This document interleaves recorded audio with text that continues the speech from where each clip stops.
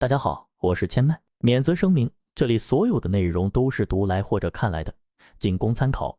不构成任何建议。我们都知道钙非常的重要，维生素 D 也很重要，但是如果你吃进去的镁不够，那么这不仅会影响钙和维生素 D 的作用，还会影响我们的全身健康。所以今天就让我们来谈一下镁。镁是人体排名第4的矿物质，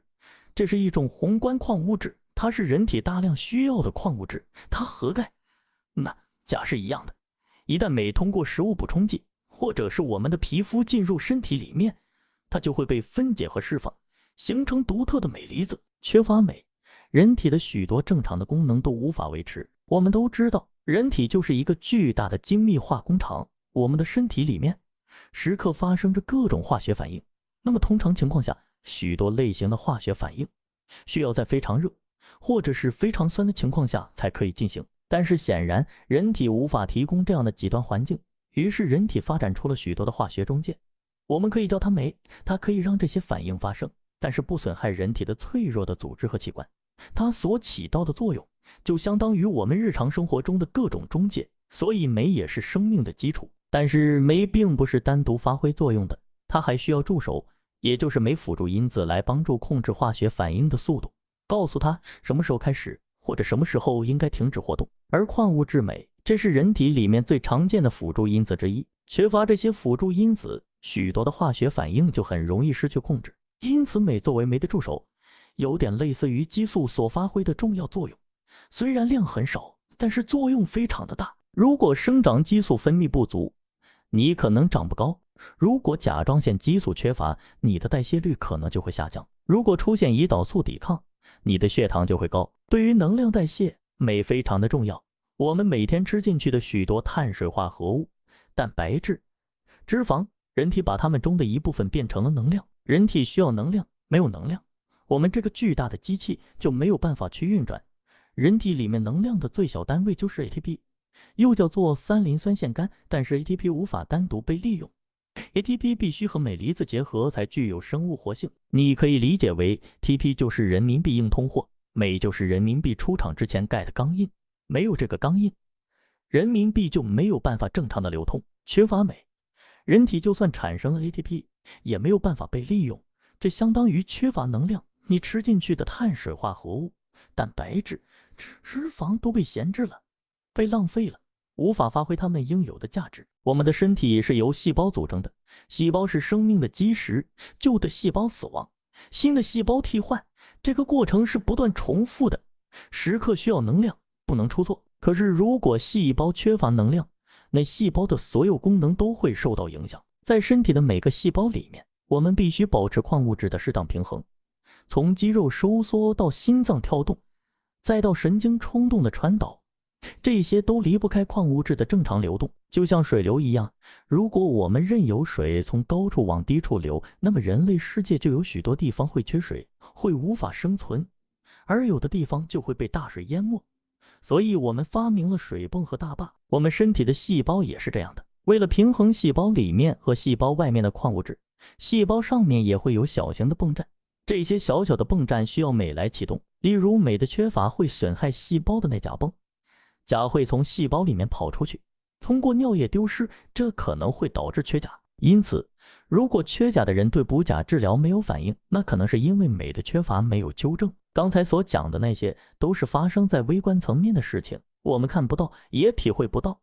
那么具体镁会对人体有哪些作用，请接着往下听，不要走开。镁对身体而言具有稳定作用，它帮助我们建立了强壮的骨骼，放松肌肉，稳定心率，调节血压。对于我们的大脑而言，它充当我们神经系统的制动器，防止我们陷入超速驾驶。换句话说，镁可以防止我们在日常活动中感到过度的兴奋或者是焦虑。所以如果缺乏镁的话，真的会带来许多的健康问题。那么最常见的问题就是疲劳，因为没有真正的能量可以供细胞使用，而细胞是人体最小的单位，就像一个家庭、一个国家，每个人都吃不饱，哪有劲做事情？没人做事情，国家怎么发展？人体的每个细胞都处于半开工状态，你的感觉当然是乏力了。缺乏镁，肌肉的收缩会变得无力和不协调，导致不自主的痉挛和痛苦的抽筋。常见的就是小腿肌肉痉挛和抽筋，有的朋友还可能会表现为眼睑的抽搐。那么，这是镁缺乏最常见的早期症状之一。我们的胃肠道也是肌肉，只不过这种肌肉不受你的主观控制。当缺乏镁的时候，肠道的肌肉不够放松，这可能会带来便秘的问题。心脏和血管也可以收缩和收胀，它们的里面也有肌肉，缺乏镁，它们得不到足够的放松，这可能会带来心律失常、高血压，还可能导致冠心病的风险加大。那么有研究发现，严重哮喘的患者有时会出现镁缺乏症。研究人员认为，缺乏镁可能会导致肺部、气管内层肌肉中钙的积累，这会导致气道的收缩，使呼吸更加的困难。我们的大脑每天都要消耗许许多多的能量，男性的大脑里面含有身体中浓度最高的线粒体，线粒体严重依赖镁来产生能量，因此缺乏镁会让大脑的能量供应不足，明显妨碍你的大脑性能，这可能会带来认知能力的减退，频繁出现脑雾、注意力不集中或者持续的记忆力问题。有研究发现，慢性偏头痛患者身体里面的镁含量往往偏低，无法调节神经元细胞里面的钙平衡，而太多的钙会导致神经毒性，使脑细胞受到过度的刺激，这个是导致头痛和偏头痛形成的一个主要因素。另外，镁的缺乏会促进皮质扩散抑制，改变痛觉处理和神经递质的释放，并促使血小板过度聚集。那么，这些也都是偏头痛发展的主要原因。缺乏镁还可能会带来失眠、焦虑的问题，这是因为镁参与了伽马氨基丁酸的生产。伽马氨基丁酸是哺乳动物大脑里面主要的抑制性神经递质，这意味着它会阻断神经细胞和大脑或脊髓之间的传递信息，减少恐惧、焦虑和压力。如果身体里面没有正确水平的伽马氨基丁酸，那么焦虑症这些问题可能就会变得更加的糟糕。骨质疏松症和镁缺乏也是有关系的。对于骨骼而言，钙不是唯一的矿物质，镁必须和钙保持在一个适当的比例，以保持健康的骨密度。当细胞镁缺乏的时候，它会从骨骼里面提取钙，那么钙和镁的浓度就会变得不平衡，导致骨质疏松和关节钙化。可是这么重要的矿物质，我们却有越来越多的人缺乏它，为什么？第一个是土壤的问题，土壤里面的矿物质贫瘠会导致植物里面的镁更少。镁是叶绿素的核心，植物没有办法产生足够的叶绿素进行光合作用，我们也就得不到富含镁的植物。当然，由于年龄的增大，不良饮食和压力带来的胃肠道问题，还有过度的饮酒、二型糖尿病，这些问题都会导致镁的吸收不良，还有镁通过尿液的排出增多，这都会导致我们身体里面储备的镁越来越少。那么如何改善镁缺乏的问题？第一个，在你的饮食里面增加富含镁的食物，选择完整的和未加工的食物，例如绿叶子的蔬菜、全麦食品、坚果、种子和豆类，还有海产品，它们都是这种重要矿物质的最佳来源。但是即使我们吃昂贵的有机食品，我们也不容易达到每日需求量，这是因为土壤贫瘠的问题，更何况我们的大多数人吃不起有机食品。所以第二个，我们可以考虑添加额外的镁补充剂口服，甘氨酸镁、柠檬酸镁、苏糖酸镁，这些都是很好的选择。当然也有一些透皮镁作为补充剂，